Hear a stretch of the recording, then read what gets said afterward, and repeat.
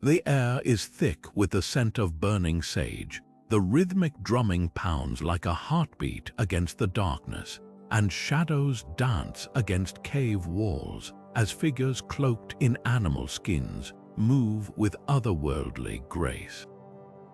This isn't just a scene from the distant past, it's a glimpse into the hidden world of prehistoric shamans, the spiritual pioneers who bridged the gap between the physical and the unseen. These mysterious figures held secrets so powerful, they shaped the very foundations of human belief, guiding their people through rituals that defied logic and tapped into forces we're only beginning to understand today. Imagine standing at the edge of a firelit circle, watching as a shaman, eyes rolled back in trance, communes with spirits invisible to the naked eye. These weren't mere ceremonies, they were acts of survival, transformation, and connection to something far greater than themselves. From the depths of forgotten caves to the heart of ancient forests, shamans performed 30 secret rituals, each one a carefully guarded key to unlocking the mysteries of life, death, and the cosmos. Some rituals summoned rain during droughts, others healed the sick with nothing but chants and herbs, and a few were said to open doorways to realms beyond our own. What if I told you these rituals weren't just superstition? Modern archaeology and anthropology are uncovering startling evidence that suggests these practices held real power, whether through advanced knowledge of plant medicine, psychological manipulation, or something even more profound. Over the next few minutes, we're going to step into their world, to unravel the secrets of these 30 rituals piece by piece. You'll discover how shamans used hallucinogenic brews to traverse spiritual dimensions, why certain symbols reappear in caves thousands of miles apart, and how their legacy still echoes in spiritual practices today. This isn't just history, it's a journey into the roots of human wonder, and by the end, you'll never look at the ancient world the same way again. Deep beneath the earth, where sunlight never reaches, prehistoric shamans discovered something extraordinary. The caves themselves could speak. Hidden within winding tunnels and vast caverns, natural echo chambers amplified every whisper into a chorus of ghostly voices, as if the walls were alive with unseen beings. This was no accident. It was the first ritual, what we now call the Cave of Whispers. Picture a shaman leading their tribe into the darkness, their footsteps mingling with the drip of water, until they reached a precise spot where sound behaved strangely. A single word, chanted low and slow, would ripple through the chamber, bouncing back distorted, sometimes deeper, sometimes broken into fragments, as though spirits were answering from another world. Archaeologists have found evidence of this in places like Chauvet Cave in France, where handprints and paintings cluster in areas with the strongest acoustics. These weren't random doodles, they were marks of sacred spaces where shamans performed rituals to summon voices from the unseen. Modern experiments prove the science behind it. Certain alcoves act like natural amplifiers, stretching sound waves in ways that feel supernatural. A chant could echo for seconds, morphing into something unrecognizable, while drums might reverberate like thunder, shaking the very ground beneath their feet. But here's the chilling part: these shamans didn't just stumble upon these spots. They mapped them, memorizing which turns to take, which chambers to avoid, and where to stand to create the most dramatic effects. Some caves even show signs of deliberate modification, niches carved to enhance echoes, or stalactites struck like gongs to produce unearthly tones. This wasn't just performance, it was early science, a way to harness the earth's hidden acoustics to convince, to heal, to terrify. Imagine the awe of a tribe hearing their shaman's voice twist into 3, then 5, then a dozen layered echoes, proof that the spirits were listening. And the legacy of this ritual, it never truly left us. From Gothic cathedrals designed to make choirs sound celestial, to modern concert halls fine-tuned for perfect acoustics, we're still chasing that same magic, the moment sound transcends the ordinary and becomes something divine. The Cave of Whispers wasn't just humanity's first attempt to speak to spirits. It was the birth of our understanding that the world is full of hidden forces, waiting to be unlocked by those who know where and how to listen. Bones weren't just leftovers from a meal for prehistoric shamans. They were maps to the future, cracked and scorched with messages from the unseen. The second ritual, bone divination, turned something as ordinary as a deer shoulder blade into a sacred oracle. Picture a fire roaring in the center of a gathering, the shaman clutching a cleaned scapula, running their fingers along its smooth surface before casting it straight into the flames. The tribe would hold their breath as the bone blackened, twisted, and finally split with a sharp pop, a sound believed to be the voice of the spirits themselves. The art of reading these bones was anything but random. Every crack had meaning. A long, jagged line might warn of coming conflict, while a web of smaller fractures could signal a bountiful hunt. The placement mattered too. A break near the edge might indicate danger from outsiders, while one near the center could point to illness within the tribe. Shamans would sometimes etch symbols into the bone beforehand, guiding the fractures like a spiritual cheat sheet. And it wasn't just deer bones, bird wings, rabbit jaws, even the ribs of large predators were used, each creature lending its own energy to the reading. What's fascinating is how precise this practice was. Archaeologists have found stacks of scorched scapulae in sites from Siberia to North America, many showing deliberate, repeated heating patterns. These weren't haphazard campfire accidents. They were systematic rituals with bones heated just enough to produce cracks without crumbling to ash. Some cultures even developed bone libraries, curated collections of past divinations kept as reference guides, showing how seriously these prophecies were taken. And here's the remarkable part: this ritual never truly disappeared. The echoes of bone divination live on today, from the throwing of cowrie shells in African diasporic traditions to the use of rune-like bone fragments in modern pagan practices. Even the concept of reading signs in tea leaves or coffee grounds shares the same fundamental idea that the mundane can become sacred, that cracks and burns aren't just random marks, but a language waiting to be deciphered. When a shaman held up a blackened scapula to the firelight, they weren't just seeing a broken bone, they were reading the whispers of the universe itself. Food wasn't just sustenance for these ancient mystics, it was a doorway to the divine. The third ritual, mushroom-induced visions, reveals how prehistoric shamans harnessed the power of psychoactive fungi to journey beyond the physical world. Picture this: deep in the birch forests of Siberia, a shaman crouches by a fire, carefully drying bright red Amanita muscaria caps, those iconic toadstools with white speckles, before consuming them in precise doses. Within minutes, the ordinary world dissolves. Colors pulse with unnatural vibrance, the ground breathes beneath their feet, and the shaman feels their consciousness detach, soaring upward as if pulled by invisible strings. To their tribe, this wasn't a hallucination, it was a soul flight. The moment their guide crossed into the spirit realm to bargain for healing, wisdom, or warnings. Archaeological evidence paints a vivid picture of how widespread this practice was. In a Siberian burial site dating back over 4,000 years, researchers found bundles of dried Amanita mushrooms tucked into leather pouches beside skeletal remains, grave goods meant to equip the deceased for their own final journey. Even more telling are the petroglyphs scattered across northern Europe and Asia, showing humanoid figures with mushroom-shaped heads or arms upraised as if growing from the earth themselves. These weren't idle doodles, they were instruction manuals, spiritual blueprints for navigating the psychedelic experience. The science behind these rituals is just as fascinating as the lore. Amanita muscaria contains muscimol, a compound that distorts perception without causing the chaotic visuals of other psychedelics. Instead, it produces a dreamlike state where users report floating sensations, encounters with entities, and vivid out-of-body experiences perfect for shamans claiming to travel between worlds. But here's the twist: these fungi weren't always eaten directly. Some tribes fed them to reindeer, then drank the animal's urine, which filtered out toxins while preserving the psychoactive effects.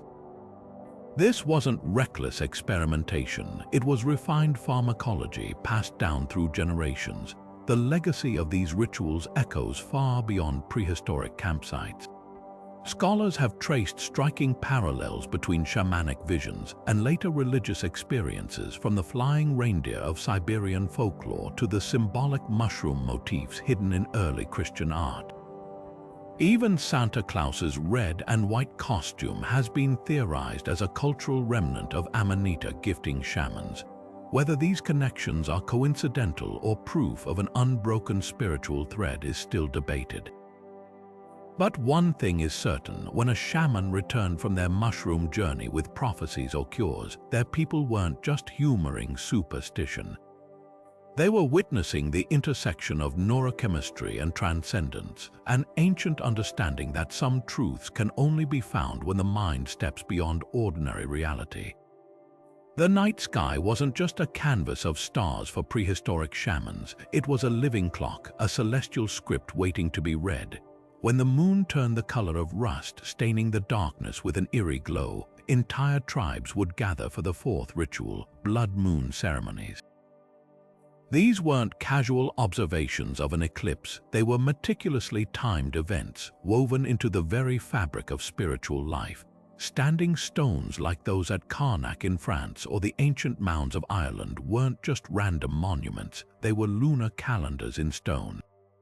Researchers have found that certain megalithic alignments pinpoint the exact angle where the eclipsed moon would rise, casting long shadows that intersected sacred carvings or altar stones. During these ceremonies, shamans would lead chants timed to the moon's slow bleed into crimson, their voices rising as the shadow deepened. Some petroglyphs show figures holding crescent-shaped objects toward the darkened moon, possibly using polished bronze or obsidian mirrors to catch its light, a symbolic act of harnessing its power. The Oka people of Australia left behind grinding stones stained with red pigment near eclipse-aligned rock shelters, suggesting they reenacted the moon's transformation by painting their own bodies in ritual mimicry. But why did this celestial event hold such significance? Across continents, cultures shared a striking belief that a blood moon was a fragile moment when the veil between worlds thinned. Siberian shamans spoke of the moon dying during eclipses, requiring loud noises and fires to scare away spirits trying to steal its light. Mesoamerican codices depict deities battling in the sky during these events, their struggle mirrored by ceremonial mock fights on the ground. The common thread: these weren't passive observations, they were active collaborations with the cosmos, rituals designed to help the moon survive its celestial trial and restore balance to the world. As dawn broke on the year's longest day, another kind of celestial ritual unfolded: the fifth secret practice, solar alignment dances. At places like Stonehenge and Newgrange, entire communities moved in precise patterns as the solstice sun climbed above the horizon, its rays piercing specially aligned passageways to illuminate inner chambers. These weren't just festive gatherings, they were acts of spiritual engineering. The shamans orchestrating these dances understood something profound: that human movement could harmonize with celestial cycles to renew communal energy. Ethnographic records from surviving indigenous traditions give us clues. The Hopi snake dance, performed at summer solstice, mirrors the sun's peak power, with undulating lines of dancers forming living serpents, symbols of earthly energy rising to meet the sky. In Scandinavia, bonfires were laid out in sun wheel patterns, ignited at the precise moment the solstice sun cleared the horizon. What's remarkable is how these rituals often incorporated architectural elements. Platform mounds in North America, positioned so dancers' shadows would form a united silhouette at midday, or Mayan ball courts aligned so the solstice sun framed the playing field like a blazing hoop. Modern laser scans of ancient sites reveal even more sophistication. At Choco Canyon, researchers found that certain petroglyphs only light up during solstice sunrise, their carved spirals and zigzags activated by raking sunlight to create moving patterns, a prehistoric light show guiding the dancers' steps. This wasn't primitive sun worship, it was a complex dialogue between earth and sky where human rhythm and solar cycles became one. The shamans knew what science now confirms, that synchronized movement releases endorphins, strengthens social bonds, and can even alter time perception, effects they likely interpreted as the sun, recharging the tribe's spiritual vitality. These two rituals, one lunar, one solar, show how deeply prehistoric shamans understood humanity's place in the cosmic order. They didn't just watch the sky, they danced with it, sang to it, built monuments to converse with it. Every blood moon ceremony was a reminder that darkness could be overcome. Every solstice dance a testament to life's endless renewal. In a world without electric lights, their greatest wisdom wasn't just reading the heavens, it was remembering that we are all, always part of their eternal motion. A carved wooden face isn't just an object, it's a portal. The sixth ritual, the Mask of Transformation, reveals how prehistoric shamans didn't merely wear disguises, they became something other.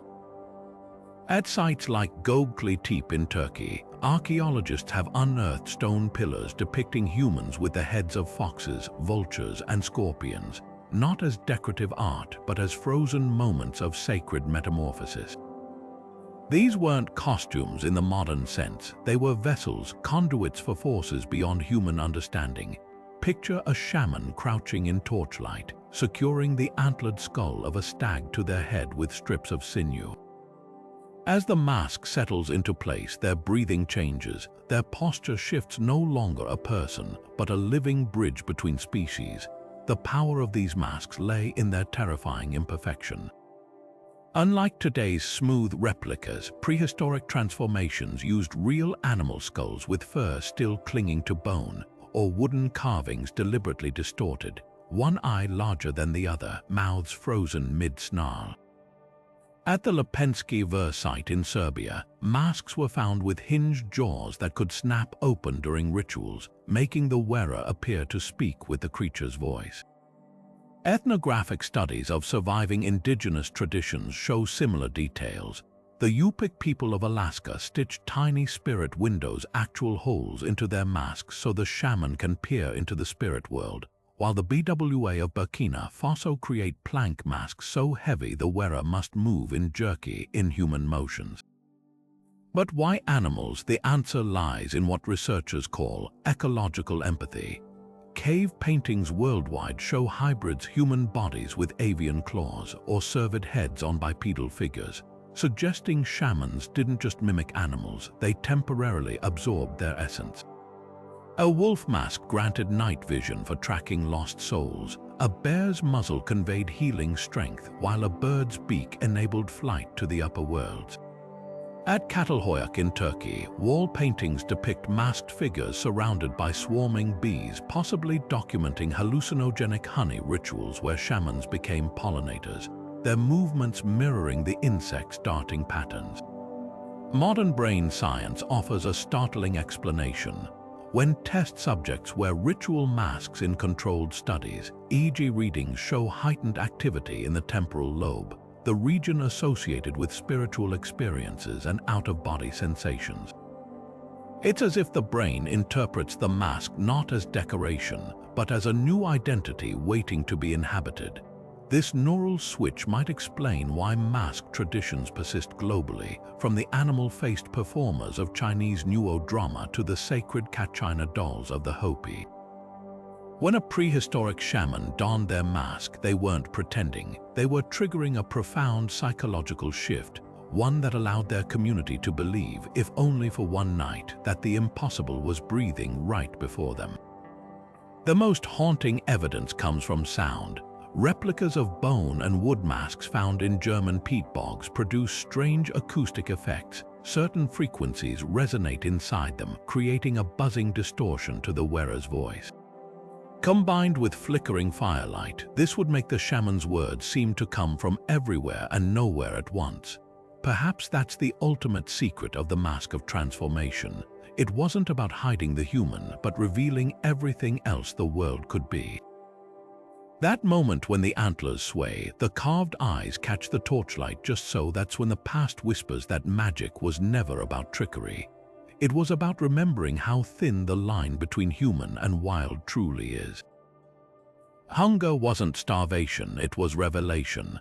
The seventh ritual, dreamfasting, reveals how prehistoric shamans turned the body's weakness into spiritual strength, enduring days without food to unlock visions hidden in the liminal space between waking and sleep. Among the Inuit, elders still speak of the ancient practice where a shaman would retreat to a secluded ice cave, consuming nothing but sips of melted snow until their dreams bled into reality. Physiological studies now show what these practitioners intuitively knew. Prolonged fasting triggers ketosis, a metabolic state where the brain produces vivid, hallucinogenic-like imagery as it scrambles for energy. But for shamans, this wasn't biology, it was a sacred doorway.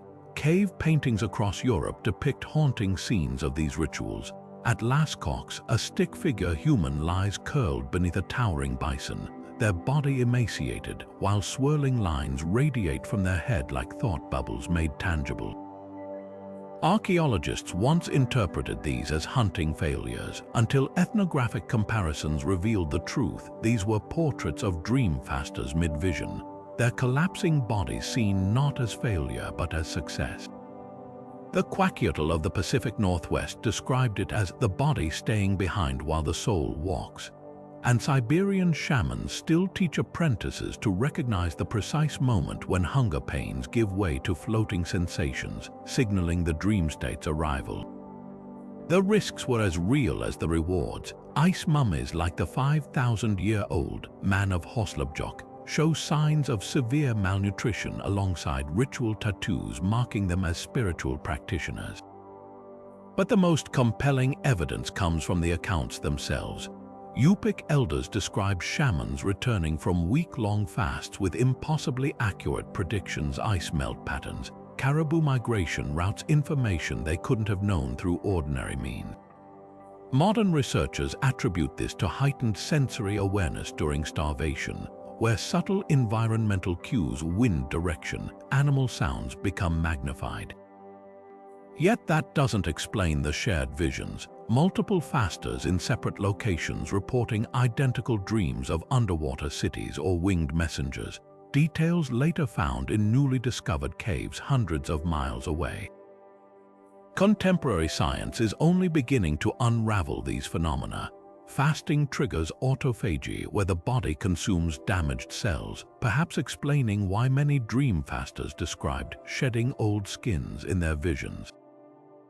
Even the timing was precise. Inuit shamans aligned fasts with the new moon, when darkness maximized melatonin production, blending sleep and wakefulness into a seamless trance.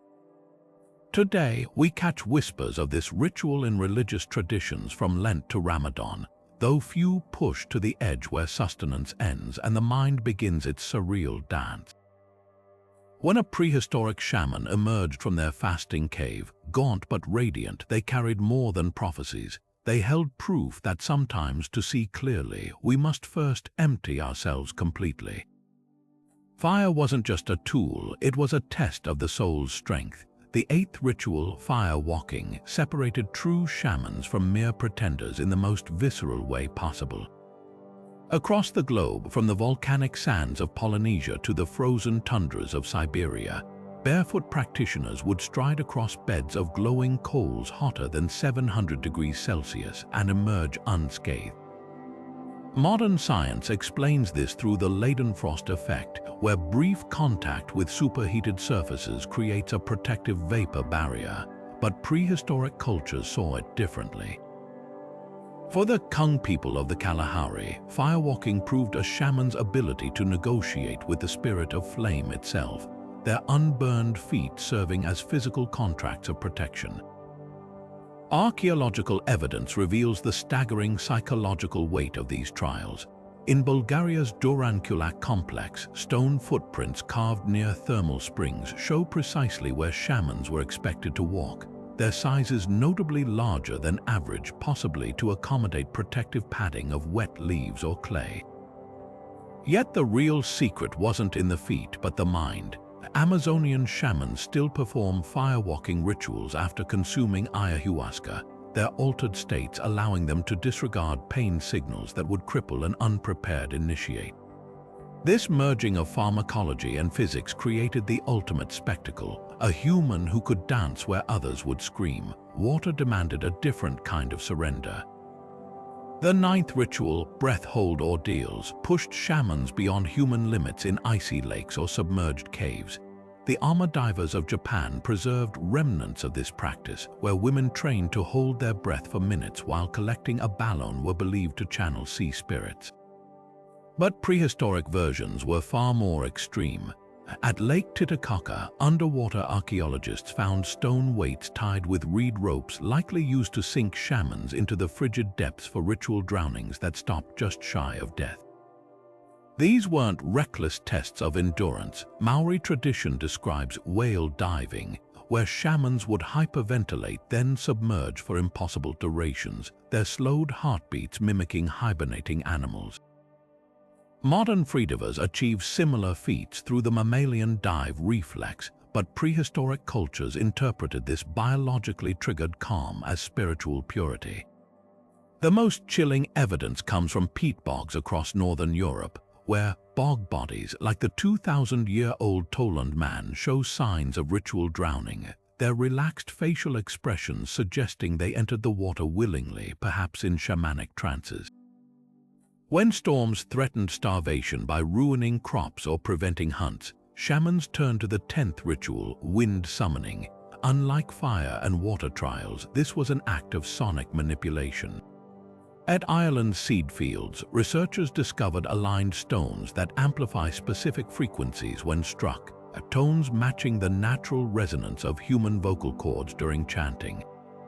By repeating these precise notes in rhythmic patterns, shamans could create standing waves that subtly altered air pressure. The Navajo still practice a version of this today, their wind chant ceremonies using layered vocals to produce infrasound beneath human hearing frequencies known to induce unease or awe, and which may coincidentally disrupt emerging storm systems.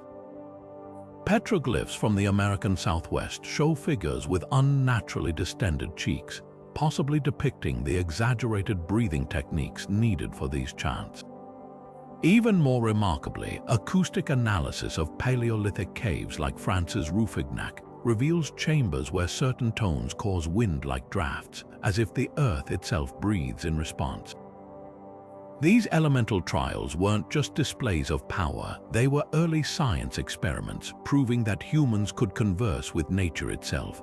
When a firewalker emerged unburned, when a diver resurfaced after impossible minutes, when winds shifted after hours of chanting, it wasn't magic they'd mastered. It was the art of listening to the world's hidden rhythms and learning to hum along.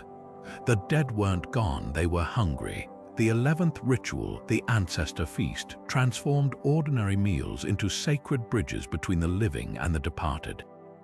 Picture a moonlit gathering where families ladled stew into bowls not just for themselves but for invisible guests. At Çatalhöyük in Turkey, archaeologists unearthed something startling beneath house floors. Carefully arranged animal bones, leg joints of deer, skulls of wild cattle buried alongside human remains, their surfaces polished from repeated handling. These weren't trash pits, they were spirit pantries where choice cuts of meat were ritually served to ancestors before being interred as permanent offerings. What made these feasts extraordinary was their precision. Excavations at Orkney's Neolithic village of Skara revealed middens filled with unusually intact shellfish stacks, oysters placed apex up as if on display, limpets arranged in concentric circles, patterns never found in ordinary food waste. Chemical analysis shows these offerings were often drenched in hallucinogenic plant oils like henbane or infused with fermented liquids, suggesting the living sought to intoxicate the spirits as part of the ritual. Some sites even show portion control. Scandinavian burial mounds contain deer ribs cut to identical 3-inch lengths, while Chinese Yongshao culture graves held pottery bowls with exact 1-liter capacities, as if measuring rations for the afterlife. The feast wasn't a one-way transaction. Shamans taught that ancestors reciprocated with blessings, good harvests, healthy children, hunting luck. In Ireland's Carramore Passage tombs, archaeologists found cattle teeth worn down from gnawing bones. Except the bones were missing. The explanation: during annual feasts, families would retrieve ancestral offerings, sharing them symbolically by touching the food to tomb entrances before consumption, a practice that left telltale tooth marks from generations of spiritual dinner guests. Modern parallels survive in Mexico's Dia de los Muertos altars laden with meals, or the Tibetan practice of leaving tsampa dough on graves, but the most haunting evidence comes from acoustics. At Portugal's Almenda's cromlech, offering pits resonate at 58 Hz, the frequency of a relaxed human voice when wind passes over them. It's as if the ancestors themselves were whispering thanks through the earth. When prehistoric people buried that prime cut of auroch meat beneath their floors, they weren't just tossing leftovers, they were setting a table across time, proving that the greatest hunger isn't for food, it's for connection that outlasts death itself. Darkness wasn't empty, it was full of threats waiting to take form. The 12th ritual, shadow binding, turned the flickering dance of torchlight into a sacred weapon against unseen dangers. Deep inside Lascaux Cave, the famous sorcerer painting tells a story modern eyes often miss. A human figure with stag antlers isn't just standing still, their outstretched arms cast elongated shadows across the uneven walls, transforming them into writhing, monstrous shapes. This wasn't accidental play with light, it was calculated spiritual warfare. By positioning fires at precise angles, shamans could make their own silhouettes swell to towering heights or fracture into multiple figures, creating the illusion of an army of protectors materializing from stone. The genius of this ritual lay in its reversals. While most cultures sought to banish darkness, shadow binding embraced it, but on the shaman's terms. Ethnographers document similar practices among the Yanomami of the Amazon, where healers use palm fronds to cast arachnid-like shadows over sick patients, trapping diseased spirits in the projected shapes before sweeping them away with ritual brushes. The key was intentional distortion. Prehistoric hand stencils found from Indonesia to Spain often show fingers unnaturally splayed or twisted, not because of artistic limitation, but because these positions created specific shadow patterns. A 5-fingered hand might cast a winged silhouette, while a clenched fist could resemble a snarling beast, each configuration designed to mimic and thus control the spirits they represented.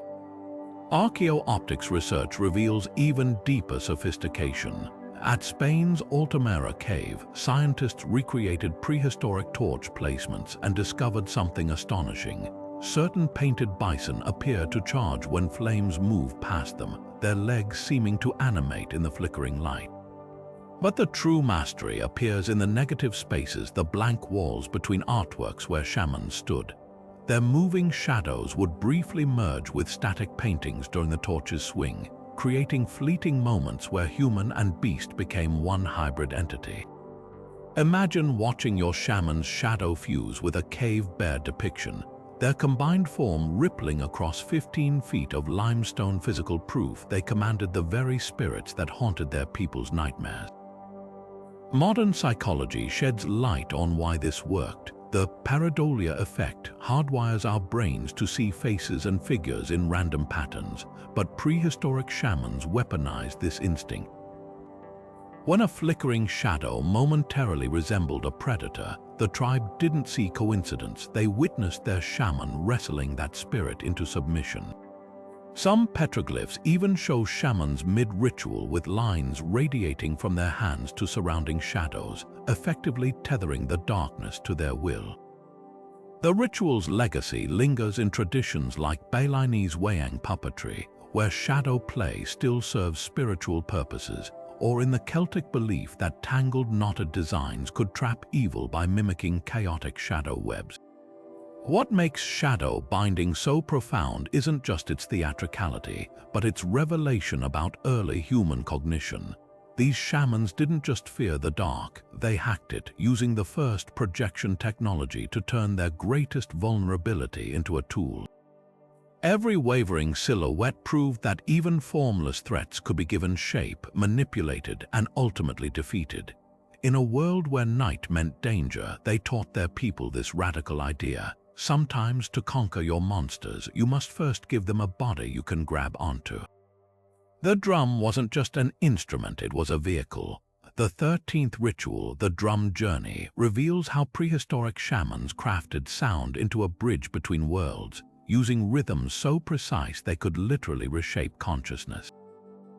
Picture a firelit chamber where the steady beat of a reindeer-hide drum pulses at 4 to 7 strikes per second. A frequency matching the human brain's theta waves, the same rhythm that emerges during deep meditation or REM sleep. This wasn't music, it was neurotechnology carved from wood and sinew.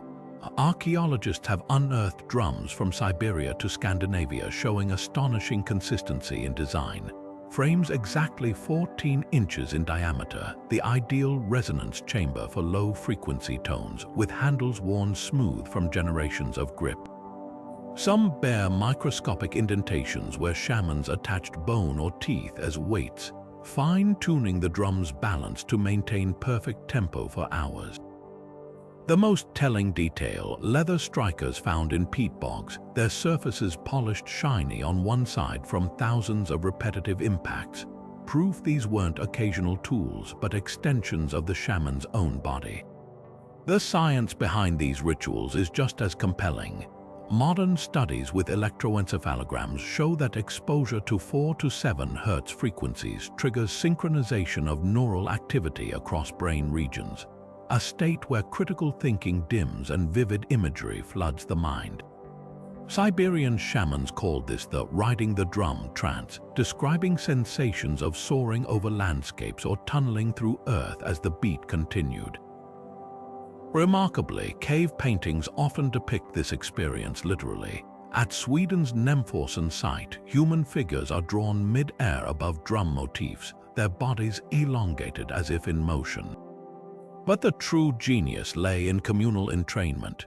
When entire tribes gathered for these rituals, their heartbeats and breathing would gradually sync to the drum's rhythm, a phenomenon now recognized as neural coupling. Excavations at Catalhoyuk revealed a ceremonial space with acoustics that amplified the drum's bass tones while dampening higher pitches, creating an almost underwater quality to the sound. Combined with flickering torchlight, the effect would have been overwhelming, a collective descent into shared vision where every participant felt the drum's vibrations in their bones long after the shaman stopped playing. What survives today in traditions like Mongolian throat singing or Sami joik chanting is merely an echo of this ancient sonic mastery. When archaeologists replicated one of these drums using original materials and techniques, something uncanny happened. After 20 minutes of steady play, even skeptical volunteers reported out-of-body experiences, some describing the same underground rivers and talking animals found in thousand-year-old shamanic narratives.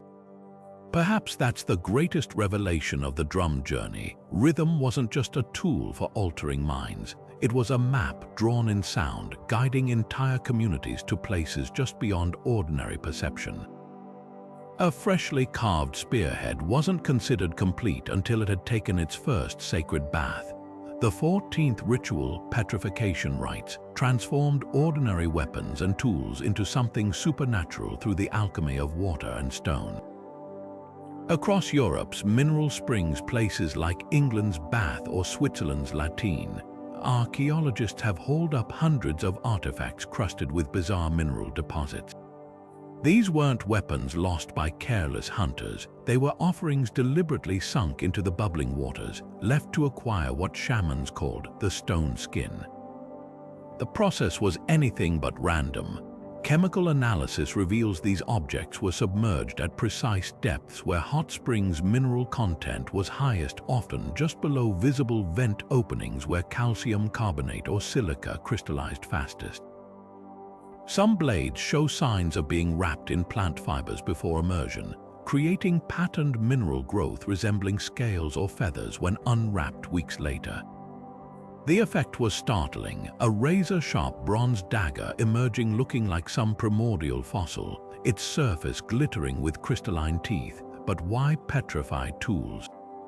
The answer lies in prehistoric understandings of transformation. Just as mushrooms could turn ordinary minds into visionary vessels, these mineral springs were seen as places where the earth's blood, those steaming, mineral-rich waters, could transform dead matter into something alive with power. The Celts believed tools submerged this way absorbed the spring's spirit, becoming harder than ordinary metal. Modern metallurgy confirms an eerie truth. Certain mineral coatings actually do increase metal's corrosion resistance, while silica deposits can make cutting edges hold their sharpness longer. The most fascinating discoveries come from X-ray scans. Some petrified artifacts contain hollow cavities inside their mineral shells, tiny chambers where shamans inserted herbs, ashes, or even droplets of blood before sealing them beneath the stone skin. At Germany's Bad Pyrmont Spring, a spearhead was found with a bee's nest perfectly preserved in its mineral casing, likely representing some forgotten symbolic meaning. This wasn't mere preservation, it was prehistoric encapsulation technology, a way to trap volatile magic beneath an unbreakable surface. You can still see echoes of this ritual today. Japanese swordsmiths still quench blades in mineral-rich waters to create unique crystalline patterns in the steel, while some African tribes rub new tools with sacred clays to feed them earth strength. But perhaps the most poignant legacy lies in those crusted artifacts themselves. When a shaman pulled a weapon from the springs, its ordinary form now hidden beneath a stony mask, they weren't just hardening metal. They were proving that even the most utilitarian objects could become sacred if you knew how to let the earth breathe its magic onto them. The forest held its breath as the hunters moved, their bodies bending in perfect mimicry of the deer they tracked. Not just for hours, but days, their throats clamped shut in absolute silence. This was the 15th ritual, the silent hunt, where speechlessness wasn't just discipline, it was sacred diplomacy. At Alta, Norway, the rock carvings tell the story. Human figures with antlers strapped to their heads, their postures mirroring the grazing herds around them as if frozen mid-transformation. These weren't hunting manuals, they were spiritual contracts, proof that the chase began long before the first arrow flew. Modern experiments with motion capture technology reveal the startling precision behind these rituals. When actors replicate the carving's poses, their movements align perfectly with actual deer biomechanics. The slow weight shift from hind legs, the alert head tilt at imagined sounds. Even more telling are the footprints preserved in peat bogs near these sites, showing hunters walking on all fours with padded mittens, their strides matching hoof patterns. The shamans orchestrated this painstaking mimicry not just to get closer physically, but to blur the line between human and prey in the animal's mind. Ethologists confirm that deer react less to predators moving in familiar rhythms, a survival tactic shamans weaponized into sacrament. What made the silence so potent was its timing.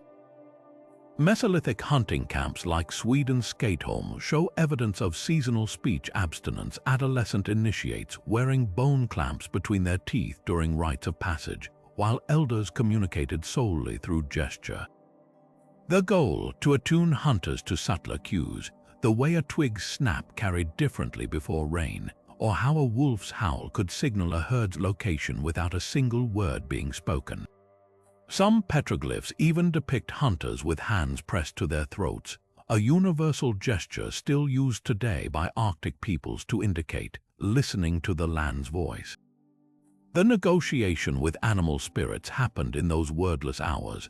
Siberian and Ganasan shamans teach that prey species gift themselves to worthy hunters, and the silent hunt was how humans proved their respect.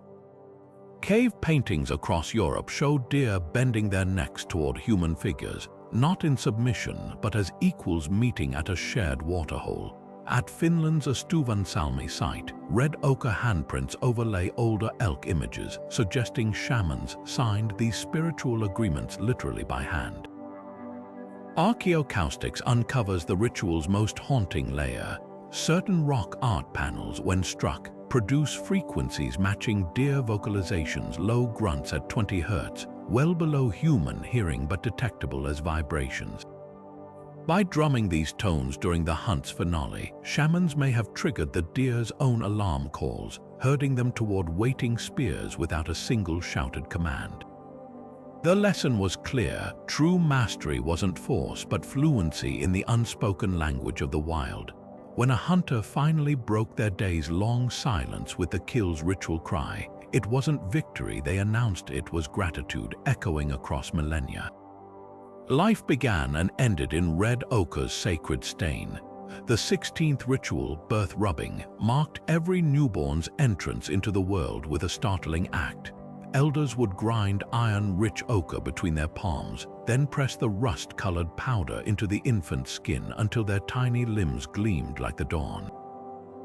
At Turkey's Çatalhöyük, archaeologists found cradle-shaped pits lined with layers of ochre so thick they stained the surrounding earth crimson after 8,000 years. This wasn't mere symbolism, it was alchemy. The same mineral that turned cave paintings into eternal testaments now transformed fragile human flesh into something touched by eternity. But why ochre? Microscopic analysis reveals prehistoric birth sites used specific types only ochre with high manganese content, which chemically bonds to skin oils, creating a stain that lasts weeks. Shamans knew this wasn't just pigment, it was a spiritual sealant. Siberian Evenki tribes still practice a version of this ritual, explaining that the red hue fools evil spirits by making the child appear already wounded, thus unworthy of further harm. Even more profound is the ochre's source. Many burial sites contain grindstones stained with ochre from hundreds of miles away, proving families undertook perilous journeys to acquire living ochre deposits near thermal springs, believed to pulse with the earth's own lifeblood. The 17th ritual mirrored this beginning at life's other threshold. Where newborns were rubbed into existence, the dead were offered to the sky in what scholars call excarnation, the vulture ceremony. At Nepal's Mustang Cliffs and Spain's Los Millares, towers were built where bodies lay exposed to carrion birds, but these weren't mere disposal methods, they were the ultimate act of sacred recycling.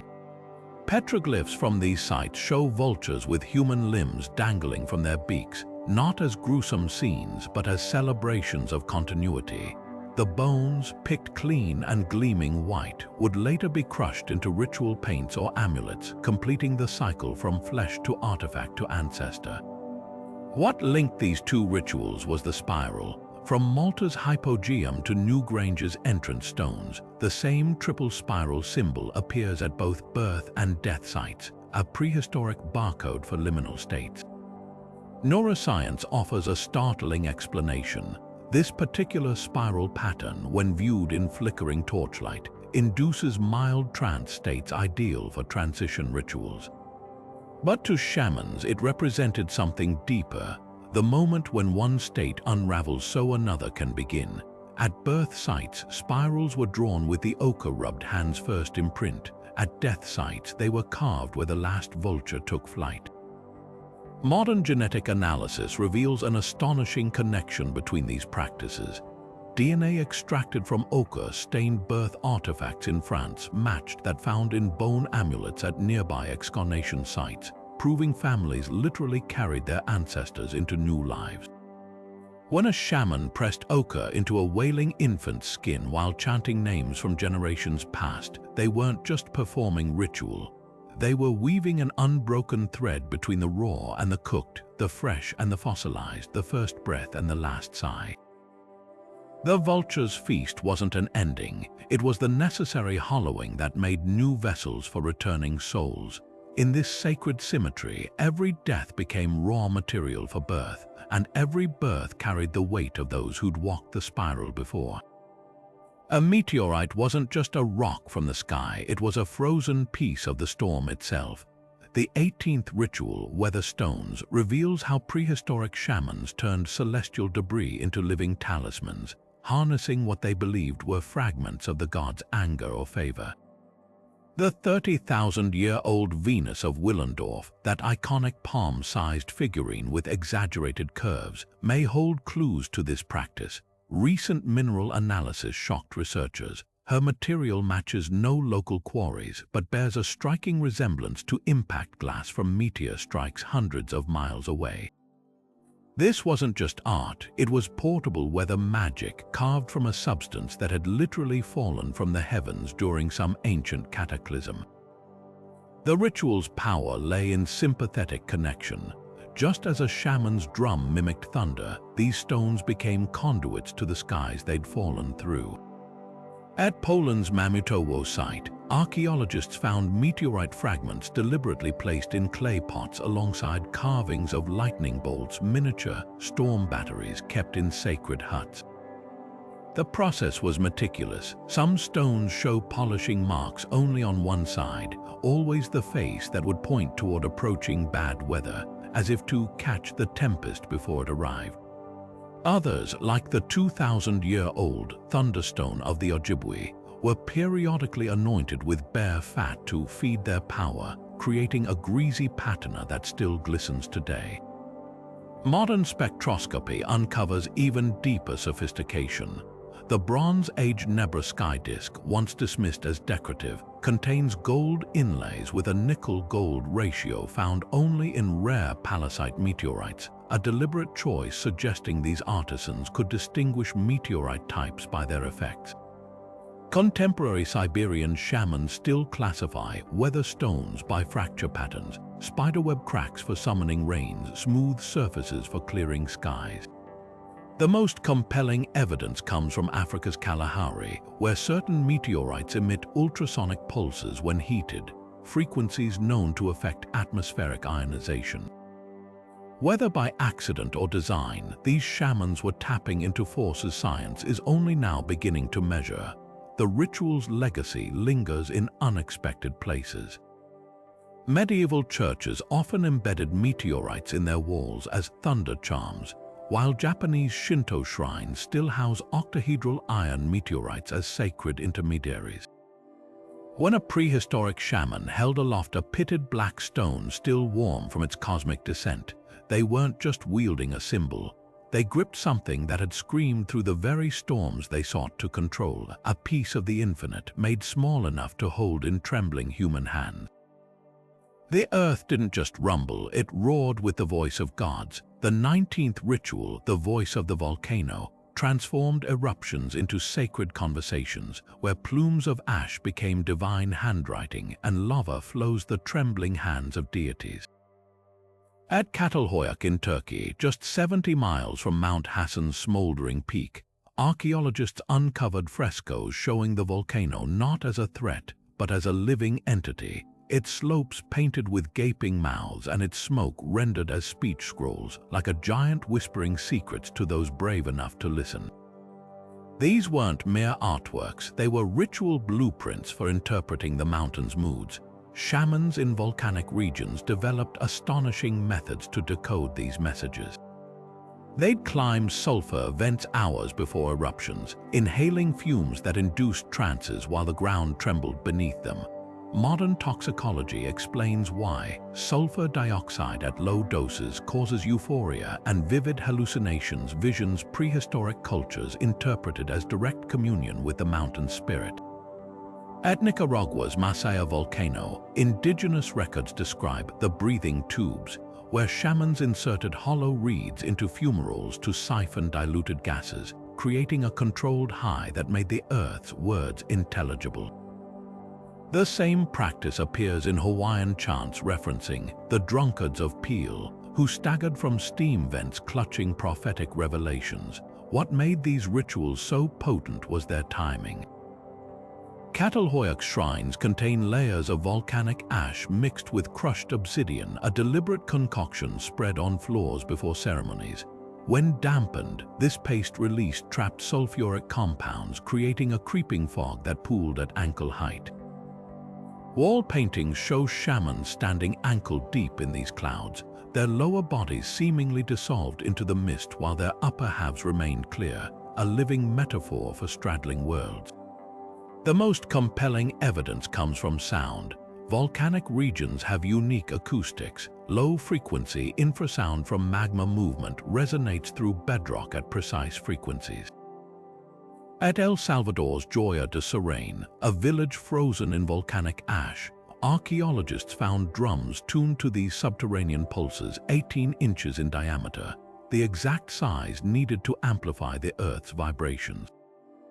When eruptions began, shamans would match their drumming to the mountain's growls, creating harmonic resonance that reportedly soothed panicked crowds. Modern seismology confirms this. Synchronized rhythmic sound can reduce anxiety during disasters by stabilizing heart rates, but the ritual's true brilliance lay in its aftermath. Shamans collected iron-rich volcanic sand to create memory maps, temporary murals where they'd sketch the eruption's patterns, then lick the surface to absorb metallic traces. This wasn't just symbolism. Iron deficiency causes heightened dream recall, letting them relive visions at will. Today, we see echoes of this in Iceland's tradition of drinking mineral water after eruptions to remember the mountain's warnings. When a shaman pressed their ear to steaming fissures or danced in toxic clouds, they weren't just surviving nature's fury, they were proving that even destruction could be a language if you learned to listen through the chaos. A length of cord wasn't just rope, it was a prison for misfortune or a cage for fortune, depending on how the knots were tied. The 20th ritual, Not Magic, reveals how prehistoric shamans turned simple twists and loops into a form of spiritual programming, weaving intentions into tangible form. Across Neolithic Europe, archaeologists have uncovered curious artifacts called knot tablets, small clay discs incised with intricate patterns of lines, some still bearing the imprints of actual twine pressed into their surfaces before firing. These weren't decorative doodles, they were instruction manuals for sacred binding rituals, each groove representing a specific sequence of knots with distinct purposes. The power lay in the precision. Celtic curse tablets from later periods echo these techniques, where lead sheets were folded and pierced with nails in patterns mirroring much older knot spells. What's striking is the consistency, whether in the bogs of Denmark or the caves of the Pyrenees. Certain knot configurations reappear: the spiral twist for healing, the triple loop for protection, the crow's foot tangle to ensnare enemies. Ethnographic accounts from living traditions, like the Aymara of the Andes, confirm that the direction of wrapping matters clockwise to summon, counterclockwise to banish a detail faintly visible in the wear patterns on some Neolithic tablets. But the true genius of these rituals was their reversibility. At Scotland's Ness of Brodgar, excavators found a knotted cord preserved in peat, its fibers chemically treated to remain pliable for years. When modern researchers attempted to untie it, they discovered something extraordinary. Each knot released a different scent: pine resin at the first, burnt honey at the second, rotting seaweed at the third. This wasn't random, it was olfactory storytelling, a way to release the spell's effects in stages. Shamans would recount myths as they untied knots, the changing smells acting as a sensory timeline for the narrative. A hunting charm might start with forest aromas, transition to blood iron tones, and end with the smoky scent of a cookfire, literally breathing the story of a successful hunt into existence. The darkest applications of knot magic reveal its psychological depth. In Bavarian bogs, perfectly preserved, witch ladders have been found, ropes with precisely 49 knots, each filled with human hair or nail clippings. Forensic analysis shows these were untied 1 knot per day, coinciding with lunar cycles, while the victim was ritually named. The terror wasn't in the object itself, but in the agonizing suspense. If the curse knots were all untied before the target could intervene, misfortune was believed inevitable. Modern experiments with placebo curses show unsettling results. Subjects who believed in knot magic exhibited elevated stress hormones when shown knotted cords allegedly tied against them, proving these rituals tapped into deep-seated fears of entanglement, both literal and metaphysical. Yet knot magic also held redemptive power. Irish wishing strings from the early Bronze Age show evidence of being carried in pouches next to the skin, the oils from thousands of touches preserving intricate knotwork designed to grow tighter over time, compressing hopes into physical form. Some Andaman Islanders still practice a version where mothers tie knots representing their children's future, loosening them slightly each year as the child grows, a tactile map of potential gradually set free. The legacy of these rituals is all around us, from the sailor's superstition of tying a wind knot to summon breezes, to the hospital bracelet knots tied by well-wishers today. When a shaman carefully wound that final loop in a cord, whispering intentions into the fibers, they weren't just making art. They were proving that sometimes to change the world, you need only learn how to tie the right kind of knot, and more importantly, when to untie it. The firelight threw monstrous shadows against the cave walls as the dancers moved not as humans but as wolves. Their spines arched forward, fingers curled like claws, every muscle straining in perfect mimicry of the predator's loping gait. This was the 21st ritual, the wolf walk, where shamans didn't just imitate animals, they channeled them through bone-deep trance. At France's Trois Freres cave, archaeologists found wolf skulls modified into headdresses, their nasal cavities drilled to fit human foreheads, the teeth rattling with each step to create an uncanny clicking, the sound of a pack on the hunt. But the true genius lay in the movement. Analysis of footprints in clay floors shows these dancers didn't just crawl. They alternated between bipedal and quadrupedal strides at precise intervals, matching the ambush patterns of actual wolves closing in on prey. The bear stand took transformation even further. Across Siberia and northern Europe, shamans wore entire bearskin cloaks with the forelimbs intact, slipping their arms into the preserved paws to become the animal. At Finland's Kurikki site, researchers uncovered a ceremonial pit filled with bear vertebrae, threaded onto sinew, a wearable spinal column that would have flexed and rattled with every movement. Cave paintings from this era show figures in bear skins standing upright but with distinctly hunched shoulders, their heads lolling side to side in the characteristic sway of a foraging bear. Modern motion capture studies reveal something astonishing. When actors replicate these postures, their center of gravity shifts to match a bear's biomechanics, proving these weren't random gestures but carefully studied reenactments. Bird trances required an entirely different kind of metamorphosis. The 23rd ritual, sky calling, involved strapping wings made from eagle or vulture bones to the arms, then performing jerky, flapping motions while balanced on rock outcroppings. At Malta's Hypogeum, a subterranean temple carved with endless bird figures, archaeologists found niches where dancers could perch 10 feet above the ground, their wing costumes designed to catch updrafts from strategically placed fires below. The most haunting evidence comes from auditory reconstructions.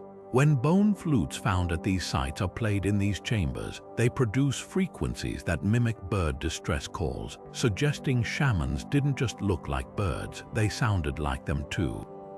What united these rituals was the concept of muscle memory. Ethnographic accounts from surviving indigenous traditions describe how initiates would spend weeks observing their totem animals, internalizing not just movements but breathing patterns and blinking rhythms. The Unganasan shamans of Siberia still teach that true possession begins when the human mind stops pretending and starts remembering, as if the animal's essence always existed within them, waiting to be awakened. Modern neuroscience offers a tantalizing explanation. Mirror neurons, the brain cells that fire both when we perform an action and when we watch someone else do it, may have allowed these shamans to literally feel their way into another creature's experience. The cave art tells the final secret. At Chauvet and Lascaux, many animal figures are painted with deliberate anatomical distortions, elongated necks on bears, exaggerated antlers on wolves.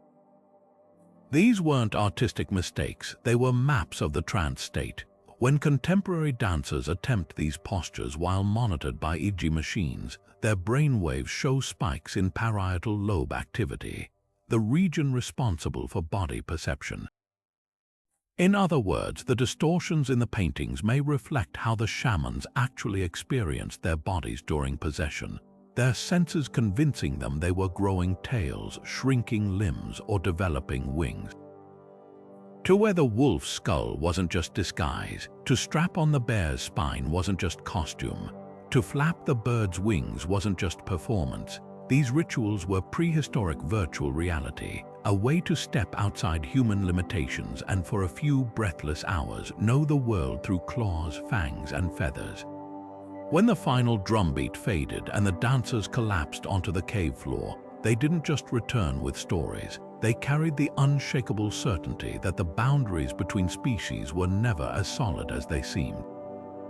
Water wasn't just for drinking, it was an elevator between worlds. The 24th ritual, the floating shaman, turned underground pools into cosmic gateways where practitioners could shed their earthly weight without ever leaving the ground. At Malta's Hypogeum, a labyrinthine temple carved 3 stories deep into limestone, researchers discovered something extraordinary. A natural water table flowing through the lowest chambers, its surface so still it perfectly mirrored the ceiling just inches above.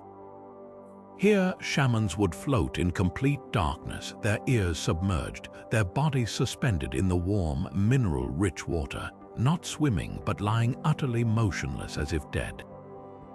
The effect was calculated disorientation. Without visual reference points or the pull of gravity, the brain's sense of spatial awareness collapses, producing vivid out-of-body experiences that these early mystics interpreted as spirit flight. The acoustics of these chambers amplified the ritual's power. When recent studies measured sound propagation in the Hypogeum's flooded rooms, they found certain frequencies produced eerie harmonic resonance tones that vibrate through bone and tissue at the same frequency as the human body's natural resting state. Floating shamans would chant these precise notes, their voices bouncing off the water's surface and stone walls to create a cocoon of sound that further blurred the line between physical and spiritual realms. Some carvings near these pools depict human figures with wavy lines radiating from their heads, suggesting the practitioners weren't just imagining their journeys.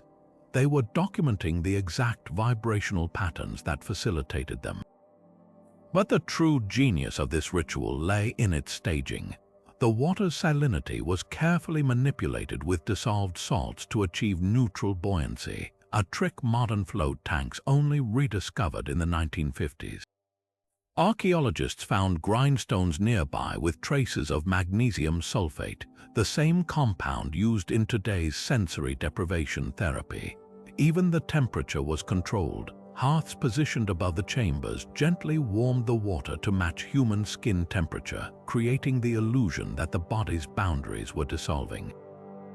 The most compelling evidence comes from skeletal remains. Shamans buried near these sites often show abnormal bone density in their legs, likely from years of floating in low-gravity conditions that reduced skeletal stress. Some skulls even exhibit patterns of inner ear damage consistent with frequent, prolonged water immersion. These weren't casual dips, they were disciplined techniques for systematically dismantling human perception. When a floating shaman eventually rose from those dark waters, gasping like a newborn, they didn't just bring back visions. They carried the unshakable knowledge that gravity itself was just another chain that could be temporarily unfastened. The caves weren't just canvases, they were living shrines pulsing with the very essence of creation.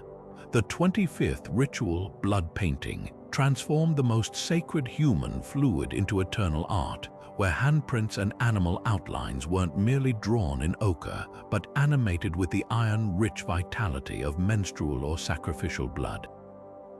In France's Pech Merle cave, ultraviolet analysis recently revealed something astonishing beneath the visible paintings. Earlier, invisible layers painted entirely in blood, their organic components faded from view over millennia but still fluorescing under UV light like ghostly afterimages. These weren't random smears, they were meticulously applied in overlapping generations. Each new ritual literally layered atop the last, creating a palimpsest of devotion. The power of these paintings lay in their sourcing. While ochre could be gathered from riverbeds, blood was personal. Each handprint a direct biological signature, each animal outline traced with the life force of hunted prey. At Spain's El Castillo cave, protein residue tests identified multiple blood types on a single bison figure, suggesting entire communities contributed to its creation over decades. Some stencils show hands with missing fingers or distorted proportions, not from artistic error, but from pressing freshly wounded palms against stone, the blood pooling differently around injuries. The most haunting examples come from Borneo's Lubang Jereji Saleh, where adolescent girls' handprints cluster in alcoves, their iron signatures chemically matched to menstrual blood collected in ceremonial shells found nearby. What makes these rituals extraordinary is their intentional invisibility. Many blood paintings were placed in chambers with specific airflow patterns where oxidation would gradually darken them to near black, a deliberate transformation from vibrant red to hidden resonance. Ethnographic parallels survive with the Australian Aboriginal bloodline tradition, where initiates repaint sacred designs with their own blood, knowing the images will fade into the rock to live inside the earth. Modern spectroscopy reveals the shaman's sophistication. Blood mixed with plant tannins became more lightfast, while additions of urine or saliva altered viscosity for fine line work. At Cresswell Crags in England, a reindeer figure painted with blood and fat appears static under normal light but seems to run when illuminated by flickering torchlight, an early animation trick exploiting hemoglobin's unique light-reflecting properties. The biological implications run even deeper. DNA analysis of handprints in Argentina's Cueva de los Monos shows kinship patterns, entire family lineages represented in blood over centuries, their genetic markers still detectable today. Some caves contain memory panels where generations added handprints during crises, creating a visceral timeline of survival. The darkest rituals emerge from sacrificial sites like Peru's Venturon, where llama blood paintings overlay human bone deposits. Their iron signatures isotopically matched to the victims remains proof that the paintings weren't just memorials, but literal incorporations of the sacrificed into the sacred art. Yet the most profound revelation came from studying the painters themselves. Skeletal remains of shamans from these periods show abnormally high iron levels, and healed scarification marks along veins evidence of frequent, controlled bloodletting. Some Siberian tribes preserved this practice into modern times, using bare claws to ritually open forearm veins while chanting the Song of the Red Thread, their blood collected in hollow bird bones for sacred art.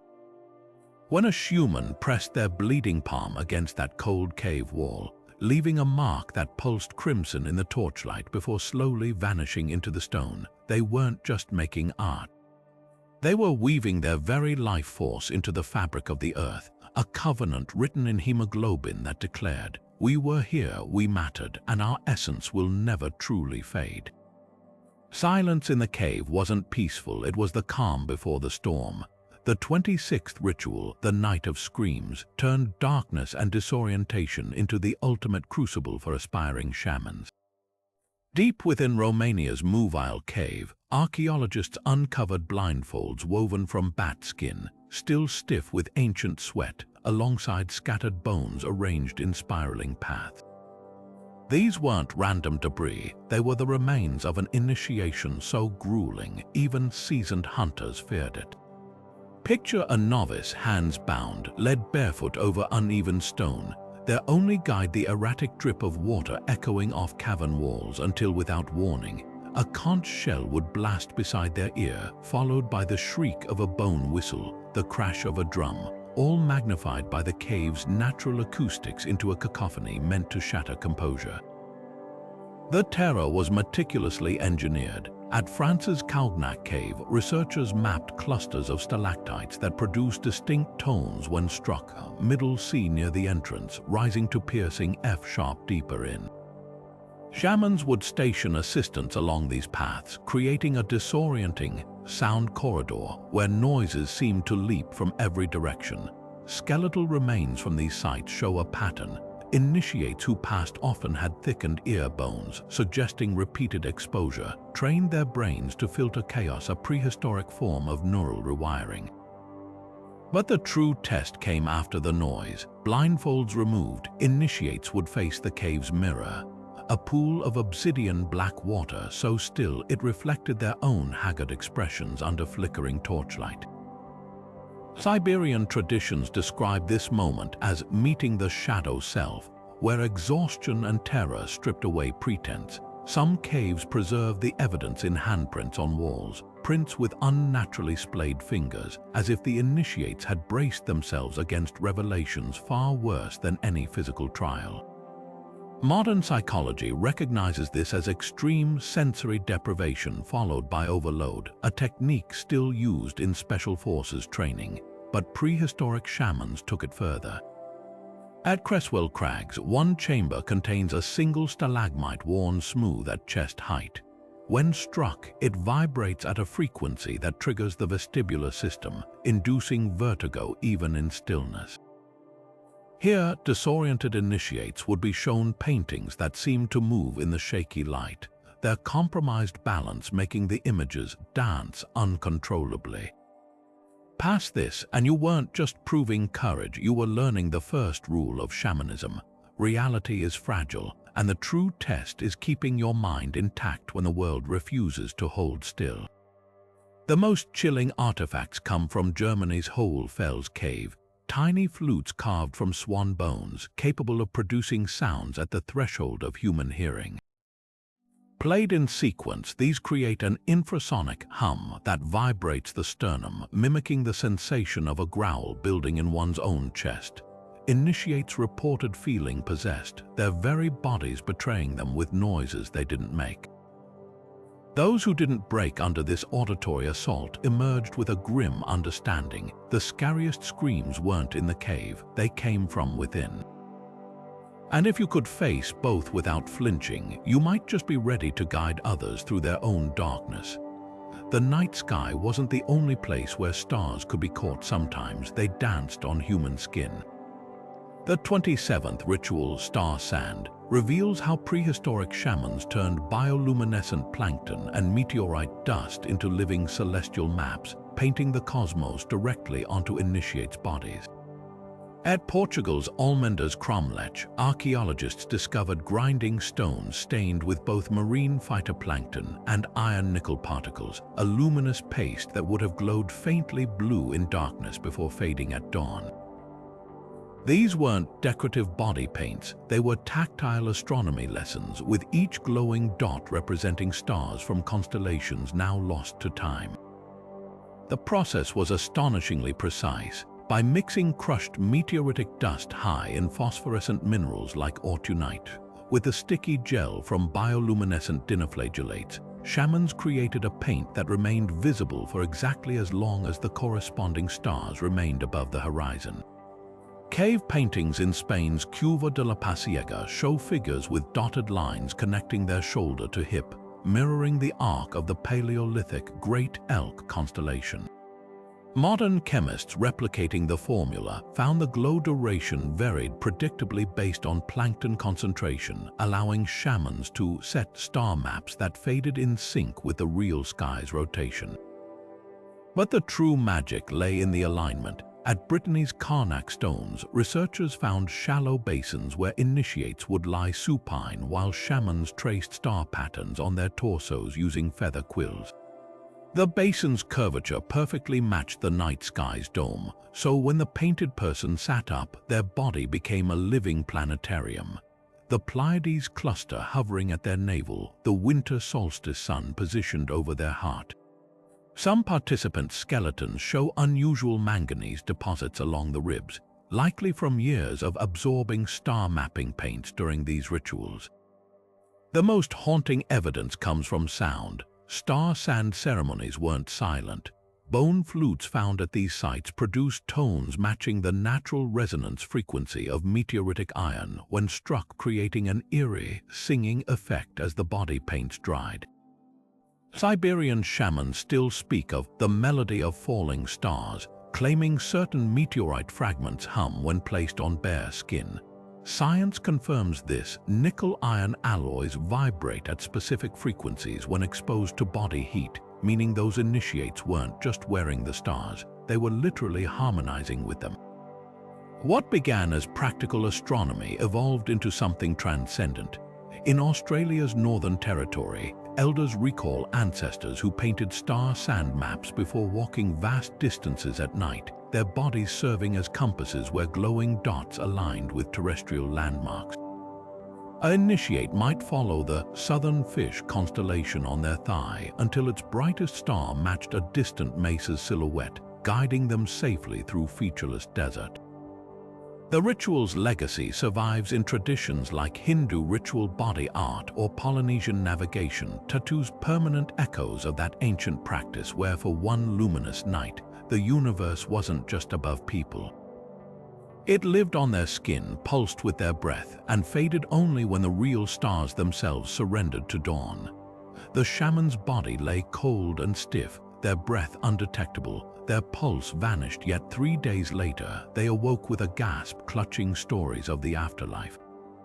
This was the 28th ritual, the false death, a terrifying act of staged resurrection that blurred the line between poison and prophecy. Across coastal regions from Japan to the Caribbean, shamans ingested carefully measured doses of tetrodotoxin, a lethal neurotoxin found in pufferfish that could slow vital signs to near undetectable levels. The science behind this is chillingly precise. Tetrodotoxin blocks sodium channels in nerves, inducing paralysis and mimicking death while leaving consciousness intact. Victims report being fully aware but unable to move or speak, their bodies trapped in a waking coffin while their minds journeyed elsewhere. Haitian Vodou's zombie myths likely stem from this very practice. Anthropologists have documented cases where Bokah's Vodou priests used tetrodotoxin-laced powders to induce temporary death, followed by antidotes like datura to revive victims in a suggestible, trance-like state. But prehistoric versions were far more ritualized. At Okinawa's Sanai Marayama site, archaeologists found pufferfish bones arranged in ceremonial circles alongside human remains, showing signs of repeated tetrodotoxin exposure. Thickened fingernail beds and abnormal dental striations caused by chronic, low-dose poisoning. These weren't accidental overdoses, they were carefully calculated experiments in controlled near-death experiences. The visions brought back from these false deaths followed uncanny patterns.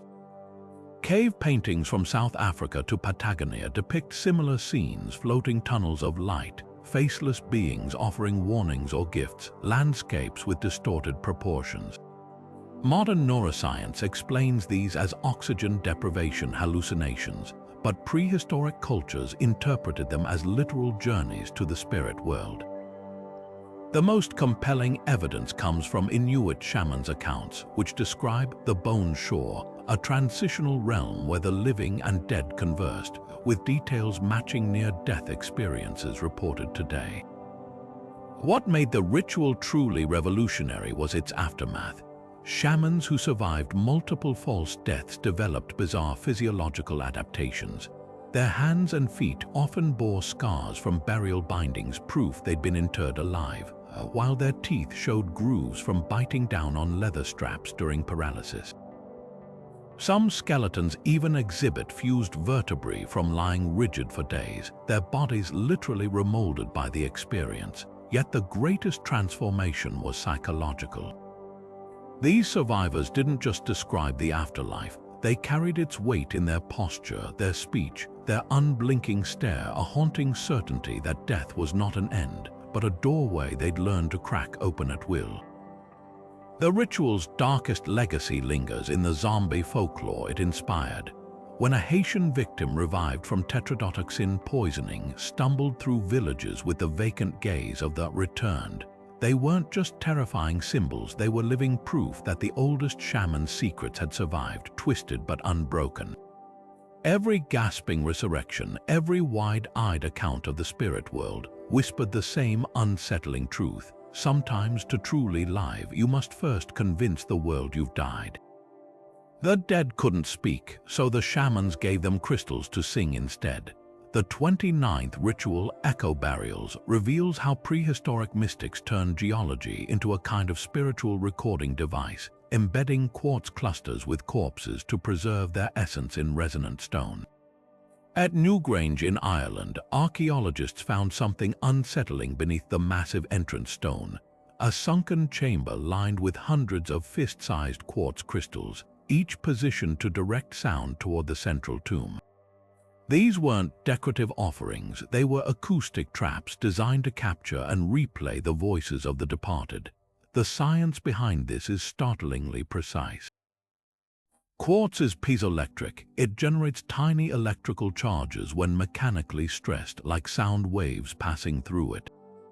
When modern researchers placed replica crystals in Newgrange's passage and hummed at the tomb's resonant frequency of 110 Hz, the stones began vibrating in sympathetic harmony, creating an eerie echo that lingered for nearly 12 seconds, 4 times longer than in non-quartz chambers. Even more chilling, Welsh dolmens show evidence of tuned crystal placement-specific clusters that amplify only certain vowel sounds, suggesting shamans knew how to program these stones with particular words or names. What makes these burials so profound is their intentional imperfection. The crystals were always slightly fractured, never pristine. Raman spectroscopy on Welsh burial quartz reveals microscopic cracks filled with organic residue, likely saliva or blood from mourners who fed the stones before interment. Modern experiments show that flawed quartz produces more complex harmonic patterns than perfect specimens, meaning those ancient cracks weren't accidents. They were sound modifiers, turning each crystal into a unique vocal fingerprint for the deceased. The most haunting evidence comes from reconstruction. Using laser vibrometry, researchers mapped how sound waves would have reflected off these crystal arrays. At certain angles, distinct syllables seem to emerge from the chaos repetitions of R and O tones matching common death chants found in Neolithic oral traditions. Some Welsh tombs even contain answering crystals near the entrance, smaller quartz pieces that vibrate only when specific frequencies are sung toward the inner chamber, creating the illusion of dialogue from beyond the grave. But the ritual's true genius lay in its timing. Newgrange's crystals align so that during winter solstice sunrise, the first direct sunlight hits them at a 23-degree angle, the exact position needed to trigger maximal piezoelectric discharge. For 17 minutes each year, the entire tomb would thrum with energy, the crystals emitting subsonic pulses that modern seismographs detect as resembling slowed-down human speech. Whether by accident or design, these shamans built a system where the dead spoke annually, their voices carried on beams of sunlight like some prehistoric voicemail waiting to be played. Echo burials weren't about preserving bones, they were about defying silence itself, proof that even in death, a voice could linger if given the right kind of stone to live in. When mourners pressed their ears to those crystal-lined walls centuries later, they didn't just hear echoes, they heard their ancestors whispering back through the very earth that had swallowed them. The caves didn't just hold secrets, they became coffins for them. The 30th and final ritual, the Great Closing, was no mere act of destruction. Across Europe and Asia, from Spain's Nerja cave to Siberia's Denisova, shamans orchestrated deliberate collapses of sacred underground chambers, sealing away millennia of knowledge behind tons of rubble. These weren't accidents or retreats from danger. They were apocalyptic time capsules designed to outlast civilizations. At Nerja, archaeologists found something chilling. Pillars snapped not by natural erosion, but by precisely placed fires that weakened the limestone until a single rhythmically struck drumbeat could trigger the ceiling's collapse. The sophistication was staggering. Scorch marks on the walls form perfect spirals around load-bearing points, showing an intimate understanding of structural physics masked as ritual symbolism. But why bury wisdom instead of passing it down? The answer might lie in the artifacts left behind and those taken. In France's Bruniquel cave, researchers uncovered a ring of broken stalagmites arranged like a clock face, each fragment scorched at the base. Nearby, entire sections of cave art had been meticulously scraped away before the collapse, leaving only bare patches where vibrant paintings once stood. This wasn't random vandalism, it was curation. Shamans seemed to be selecting which knowledge to erase from living memory and which to physically preserve beneath the earth. The most telling clue, at several sites, clusters of child-sized handprints press against the rubble from the inside, not frantic smears, but calm, deliberate placements. Some even show traces of ground malachite mixed with resin, a glittering green signature meant to catch the light if ever uncovered. The timing of these closures reveals an even darker motive. Radiocarbon dating shows a global pattern of cave ceilings coinciding with ecological crises, volcanic winters, abrupt climate shifts, megafauna extinctions. In Germany's Hohle Fels, a mammoth bone carved with counting tallies lies beneath a collapse dated to the onset of the Younger Dryas cooling period. The numbers don't track days or kills, but atmospheric CO2 levels, knowledge terrifyingly ahead of its time. These shamans weren't just preserving art, they were burying survival manuals for an unrecognizable future. Modern laser scans have detected hollow chambers behind some collapses, their walls lined with peculiar clay deposits that absorb moisture at precise rates. Experimental archaeologists found these could act as natural delay switches. When moisture reached a critical level after centuries of seepage, the clay would expand, cracking supporting rocks to expose hidden passages. The math is staggering. Calculations based on Nerja's clay layer predict it should have opened around the year 1800, just when modern speleology began. The most haunting evidence comes from Australia's Cunalda cave, where the sealing ritual took a chilling turn. There, shamans didn't just collapse the entrance, they left a final message. Footprints lead to a dead-end chamber where someone sat cross-legged until their legs atrophied, their skeleton found still upright beside a wall carved with concentric circles. The last circle remains unfinished, the tool dropped mid-stroke. This wasn't an accident. The bone's isotopes reveal the individual wasn't starving. They'd been fed through a narrow crevice until choosing to stop eating. Their final act, using their own saliva to mix the last pigment, sealing the cave's final artwork with a handprint in iron-rich blood. The message is clear: some doors aren't meant to be reopened until the world is ready to understand what lies behind them. Today, as glaciers melt and permafrost thaws, revealing more sealed chambers every year, we're left with an unsettling question: were these shamans hiding knowledge from their own time or saving it for ours? When modern drill bits break through to those long-buried chambers, releasing air trapped since the Ice Age, we're not just discovering the past, we're being tested by it. And perhaps, in some way we don't yet comprehend, those ancient collapses weren't endings at all, just the longest ritual ever performed, waiting for the right moment to complete itself. Even the most iconic archaeological finds spark fiery debates when it comes to prehistoric rituals, none more so than Stonehenge's mysterious blue stones. These hulking dolerite slabs, hauled over 150 miles from Wales, weren't just architectural showpieces. When struck with rounded granite hammers, they produce something uncanny, deep, resonant tones that vibrate through bone like a subterranean choir.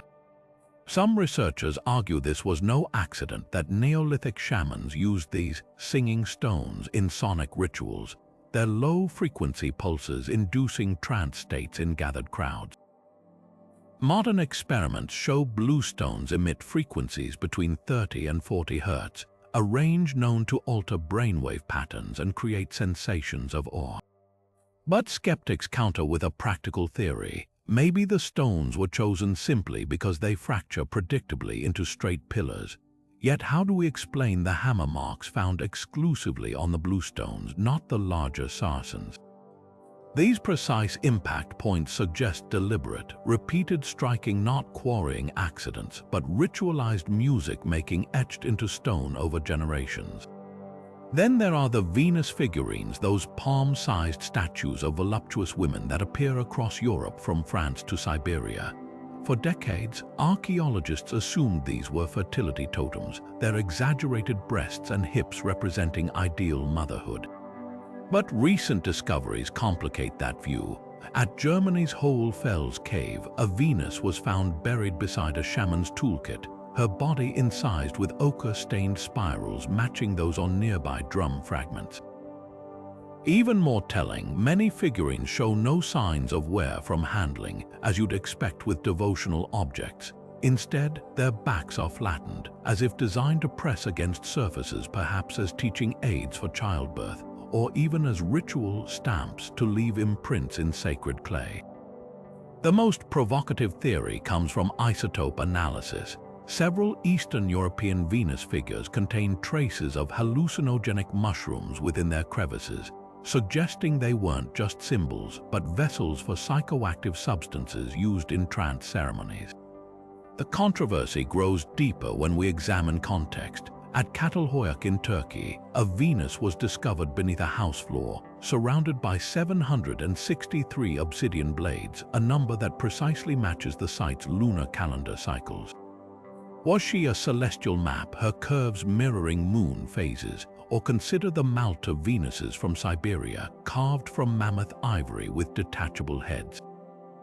When opened, their hollow bodies contain tiny carved animals, foxes, bears, birds arranged as if mid-transformation. This discovery upended the fertility theory entirely, pointing instead to shape-shifting rituals where shamans channeled animal spirits through the figurines. What unites these debates is our modern obsession with categorization. Prehistoric cultures likely saw no contradiction between a stone being both a tool and a sacred instrument, or a figurine serving as both a birth aid and a spirit vessel. Perhaps the blue stones rang with both practical and mystical purpose, their vibrations guiding ceremonies while marking territorial boundaries. Maybe the Venuses were equally medical and magical, a midwife's reference and a shaman's passport to other worlds. The truth might be messier and more beautiful than any single theory can contain. That ritual and utility weren't separate categories to these ancient practitioners, but two sides of the same weathered coin, forever spinning between our need to explain and their willingness to embrace the unknown. The echoes of prehistoric rituals don't just whisper through history, they shape the way we navigate the modern world, often in ways we don't even recognize. Take psychedelic therapy, a cutting-edge treatment for PTSD and depression that's currently revolutionizing mental health. This isn't some new age fad. It's a direct descendant of Ritual 3, the mushroom-induced visions practiced by shamans millennia ago. Modern clinics administering psilocybin sessions might use white couches instead of torchlit caves, but the core experience remains eerily similar. Carefully measured doses, guided journeys through altered states, and post-session integration mirroring the same structure those ancient mystics used to harvest spiritual insight. Even the terminology overlaps. Shamans spoke of breaking through to other realms, while today's therapists describe ego dissolution. The difference. Science now confirms what shamans intuited, that these compounds rewire neural pathways, dissolving trauma loops like sacred chisels carving new paths through stone. Then there's the booming wellness trend of sound baths, where participants lie immersed in the reverberations of quartz crystal bowls. Flip through a spa menu and you'll find descriptions promising theta wave synchronization and cellular resonance. Now compare that to Ritual 13, the drum journey, where prehistoric shamans used hide-covered frames to induce trances through precise rhythmic frequencies. Modern neuroscience confirms both practices exploit the same biological hack. Sound waves at 4 to 7 Hz synchronize brain activity across hemispheres, creating the perfect conditions for insight and healing.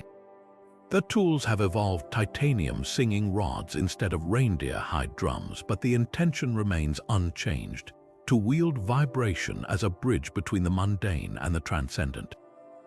Even Halloween, with its grinning jack-o'-lanterns and costumed revelers, carries traces of Ritual 12 shadow binding. When children dress as monsters or ghosts, they're enacting the same primal dance those shamans performed against cave walls, taming fears by giving them form. The flickering candles inside pumpkins, that's just a domesticated version of the torches shamans used to animate their shadow puppets. And consider haunted houses where engineered darkness and sudden screams recreate the night of Scream's initiation, flooding participants with controlled terror before releasing them back into the light, unharmed but transformed. Deeper still, modern military training unconsciously mirrors these ancient rites.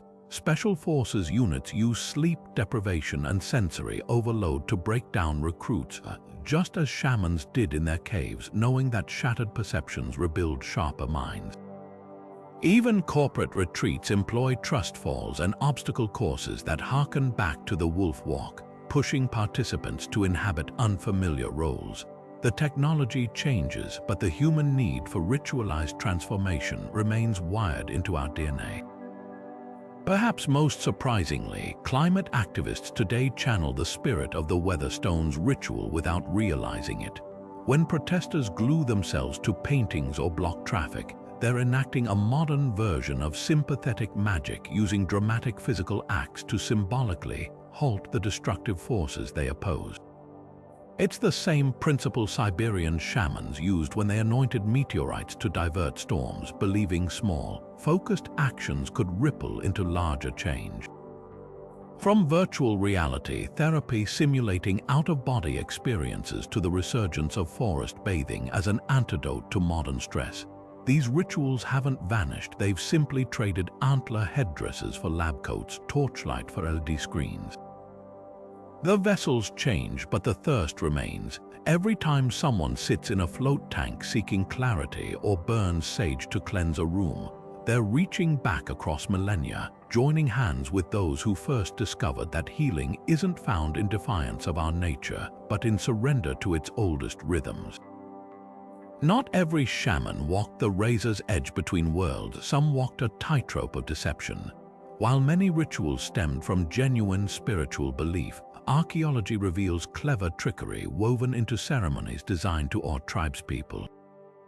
In Spain's El Juyo cave, researchers uncovered a 16,000-year-old spirit portal, a narrow tunnel leading to a hidden chamber above the main cave. The ceiling here is pockmarked with small holes, and scattered below lie carved antler rods with remnants of sinew still attached. The setup becomes clear when you reconstruct it. A shaman's assistant could hide in the upper chamber, manipulating eerie puppets or masks on strings through those holes while the shaman below chanted, creating the illusion of floating spirits emerging from solid rock. Ventriloquism may be an ancient art literally. At France's Tuc-Dordabat, a clay bison sculpture was found deep in a chamber where the acoustics create uncanny voice-throwing effects. A whisper against one wall can sound like it's coming from across the cave. Even more telling are the handprints nearby, some with elongated thumbs, a technique modern ventriloquists use to muffle their jaw movements. These prehistoric performers might have thrown spirit voices during rituals while keeping their faces perfectly still, making it seem like the stones themselves were speaking. But labeling these practices as mere fraud misses their cultural sophistication. The Inuit Angakok shamans openly admitted using string tricks to summon spirits during initiations, not to deceive but to demonstrate that reality itself was malleable. Similarly, Siberian Evenki shamans employed hollow bone tubes to mimic animal calls, not because they couldn't contact spirits, but because the sounds helped focus communal belief. These were early special effects tools to make the intangible momentarily visible, audible, graspable. The most compelling evidence comes from Romania's Coloboia cave, where researchers found a stalagmite carved into a crude megaphone shape. When tested, it amplifies specific frequencies that create bone-conducted audio sound you feel vibrating through your body rather than hear with your ears. A shaman speaking through this device could make their voice seem to come from inside a participant's own chest, an experience so visceral it would override skepticism. Perhaps the line between trickery and transcendence was always blurred. The same flickering torchlight that revealed hidden strings could also induce trance states through the flicker effect. The fake spirit cave rigged with ropes often lay beside genuinely sacred spaces with measurable psychoacoustic properties. Even the most theatrical shamans likely believed in their own power, using sleight of hand not to fool their people, but to give form to mysteries too vast for ordinary perception. After all, isn't all ritual theater in service of something deeper? The ropes and hidden chambers weren't proof of deception, but of ingenuity, a testament to how desperately these early mystics sought to make the unseen momentarily visible. Some rituals weren't just dangerous, they flirted with annihilation, pushing initiates to the precipice of death and sometimes beyond. Evidence from Neanderthal burial sites in Croatia's Krapina cave reveals a chilling truth. Bones bearing precise cut marks, cracked open to extract marrow, arranged in ritualistic patterns alongside skulls with signs of defleshing. This wasn't mere survival cannibalism. The remains show no signs of starvation. Instead, the bones were treated with red ochre and placed in circular formations, suggesting a grisly sacrament where consuming the dead was thought to transfer their strength or wisdom. The most unsettling detail, juvenile bones were processed identically to adult ones, hinting that the ritual crossed generational lines, binding entire communities in a cycle of sacred violence. Vision quests could be just as lethal. At California's Chumash sites, skeletons of young men have been found curled in fetal positions in remote caves, their bones stained with traces of datura, a potent hallucinogen still used by some indigenous groups today. Unlike controlled shamanic doses, these remains suggest reckless overconsumption, perhaps as part of a coming-of-age trial. The plant's toxins cause delirium, hypothermia, and fatal arrhythmias, symptoms evident in the distorted positions of the deceased, hands clawed into the earth, vertebrae arched backward as if seized by invisible forces. What began as a spiritual rite became a game of Russian roulette with neurochemistry, where survival wasn't guaranteed but celebrated as divine favor. The line between sacrament and sacrifice blurs in Germany's Einhornhöhle, where Neanderthals arranged disembodied hands in niches alongside cave bear skulls. Forensic analysis reveals these were no trophies. The hands were severed post-mortem, with stone tools used to meticulously separate tendons. Some show teeth marks, suggesting ritual chewing rather than consumption. The same site yielded a child's femur carved into a flute, its holes aligned to produce a haunting minor third interval when blown, a sound modern psychologists associate with triggering grief responses. These weren't random acts of brutality, they were orchestrated ceremonies weaponizing pain and sound to fracture ordinary consciousness, forcing participants to confront the abyss. Even more disturbing are the bone nests of Spain's Atapuerca, where Homo antecessor remains from 800,000 years ago show systematic dismemberment. Skulls were fashioned into drinking cups, their edges smoothed by repeated use, while rib bones were polished into daggers. The real horror lies in the butchering precision, vertebrae separated with surgical accuracy, indicating detailed anatomical knowledge long before formal medicine. Yet these weren't tools made from convenience. They were kept in sacred caches, often buried with quartz crystals as if to imprison the dead's essence within their own remains. Not all dark rituals ended in death, but they scarred survivors irrevocably. Siberian Chukchi shamans practiced a rite called the hole in the sky, where initiates were suspended by hooks through their pectoral muscles for days, swaying between earth and air until they hallucinated celestial gates. Healed skeletons from these rituals show abnormal ossification around the ribs, permanent deformities marking successful initiates.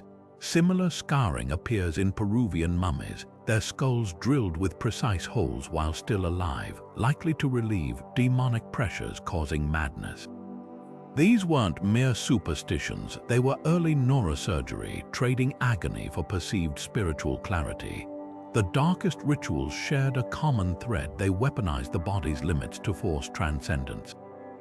When a Neanderthal cracked open a skull to access the brain's soft folds, when an initiate convulsed from datura overdose, when a shaman's flesh tore under their own weight on bone hooks, these weren't acts of senseless violence. They were brutal negotiations with the invisible, where pain became currency and death the ultimate witness. In their shadow, we glimpse an uncomfortable truth. Enlightenment for our ancestors wasn't always gentle. Sometimes it wore teeth. What we once dismissed as primitive superstition now reveals astonishing scientific sophistication when viewed through modern lenses. Take the flickering torchlight so central to many prehistoric rituals. Those erratic flames weren't just for illumination. Neuroscience confirms that irregular light patterns between 8 and 12 flashes per second induce a trance state called flicker vertigo, where the brain's visual cortex overloads, triggering hallucinations. At France's Lascaux cave, researchers recreated torch movements based on soot marks and found the dancing shadows activated the same neural pathways as psychedelics, explaining why so many cave artists depicted hybrid creatures. The shamans weren't merely decorating walls, they were engineering full-body sensory illusions, using fire's natural strobe effects to dissolve the boundaries between real and imagined. Even the pollen traces clinging to ancient artifacts tell revolutionary stories. At Catalhoyuk, archaeologists sifting through floor sediments discovered something unexpected: thick layers of flower pollen concentrated around burial sites, but not from local wildflowers. These were blooms like hyacinths and irises, deliberately cultivated miles away and brought to funerals in vast quantities. Chemical analysis reveals the pollen wasn't scattered haphazardly. It was mixed with animal fats and beeswax to create scented plasters that released fragrance when warmed by body heat. Far from random offerings, these were prehistoric aromatherapy systems designed to manipulate grief and memory through olfaction. A direct link between scent and emotion, modern science only confirmed in the 1990s. The ritual brews shamans consumed show even deeper biochemical wisdom. Residue on ceramic vessels from Siberia's Ust-Polui site contained traces of fly agaric mushrooms, long known for their hallucinogenic properties, but with a startling addition: powdered reindeer bone rich in calcium carbonate. Laboratory tests prove this wasn't accidental contamination. The alkaline minerals neutralized the mushroom's toxic ibotenic acid while preserving their psychoactive muscimol, creating a safer, more potent concoction. These shamans weren't just foraging random fungi, they were early pharmacists using chemical buffers to refine nature's raw materials. Perhaps most astonishing are the acoustic properties built into sacred sites. At Malta's hypogeum, a chamber called the Oracle Room amplifies voices at exactly 110 Hz, a frequency proven to reduce cortisol levels while enhancing theta brainwaves associated with creativity. The corbelled ceilings and curved walls weren't just architectural quirks, they were precision-tuned resonance chambers. Modern visitors report feeling weightless when chanting in this space, their voices seemingly detached from their bodies, an effect identical to descriptions in Neolithic texts. Even the much-debated shamanic soul flights, find explanation in vestibular neuroscience. The spinning dances documented in Sami and Siberian rituals stimulate the inner ear's semicircular canals, creating out-of-body sensations identical to astronaut training centrifuges. Cave paintings of floating figures often appear near natural magnetic anomalies, places where Earth's shifting fields could disrupt the brain's navigational grid. Combine these environmental factors with rhythmic drumming, and you have the perfect storm for altered states, not supernatural experiences, but hypernatural ones where human biology meets geophysical phenomena. The real revelation isn't that science debunks these rituals, it's how thoroughly it validates their ingenuity. Those prehistoric practitioners may not have understood neurotransmitters or resonance frequencies, but they mastered their effects through meticulous observation. Every flickering torch, every bone-infused brew, every pollen-strewn tomb was a controlled experiment in bending consciousness, refined over generations into an art form. What we now study in laboratories with fMRI machines and spectrometers, they mapped through trial and error, creating technologies of transcendence from stone, fire, and flesh. Their greatest magic trick, making us realize millennia later that the boundary between mysticism and science was always thinner than we imagined. These ancient rituals weren't just curious relics of the past, they were the very foundations upon which human civilization built its understanding of the sacred. From the blood paintings in Pech Merle to the celestial drums of Newgrange, prehistoric shamans pioneered techniques that still echo through our modern world, shaping everything from religious ceremonies to cutting-edge therapies. Consider how the Cave of Whispers acoustics evolved into Gothic cathedrals designed to amplify prayer, or how the precise rhythms of drum journeys now inform neurology's work with brainwave entrainment. Even our contemporary art traces back to those ochre-stained handprints, the first signatures of human creativity pressed reverently against stone. The legacy lives in unexpected places. When soldiers undergo sensory deprivation training or surgeons use focused vibrations in lithotripsy, they're channeling principles those early mystics discovered through trial and sacred error. Our hospital's sterile corridors owe a debt to the sterile clays of excavation sites, where shamans first grasped the connection between cleanliness and healing. Modern astronomy star maps, their direct descendants of the luminescent plankton paintings shaman, initiates war during sky-calling ceremonies. Every time someone meditates to a singing bowl or seeks solace in a candlelit vigil, they're unknowingly recreating rituals forged in firelight 30,000 years ago. Yet these practices weren't just practical, they shaped how we perceive reality itself. The false death rituals' near-death experiences birthed our earliest concepts of an afterlife, while not magic's intricate patterns likely inspired mathematics' first topological studies. Theater, dance, even cinema all stem from those shadow plays flickering across Lascaux's walls. And consider language, the very structure of our myths, heroes descending into darkness, battling inner demons, mirrors the shaman's journey through caves and visionary trances. These weren't primitive superstitions, they were humanity's first operating system for interpreting existence. So, which ritual captivated you most? Was it the chilling precision of the Night of Screams, where shamans weaponized sound to rewrite consciousness? The haunting beauty of star sand, turning human skin into living constellations? Or perhaps the floating shaman's genius, using groundwater as a gateway to other dimensions? Share your thoughts below. These mysteries were meant to be discussed, just as our ancestors once gathered around fires to debate the spirit's whispers. And if you've ever wondered about those cryptic symbols hidden in cave art, stay tuned. Our next journey will decode the hidden language of shamanic iconography, from spiral labyrinths to antlered gods. Until then, keep listening, because sometimes the oldest voices have the newest secrets.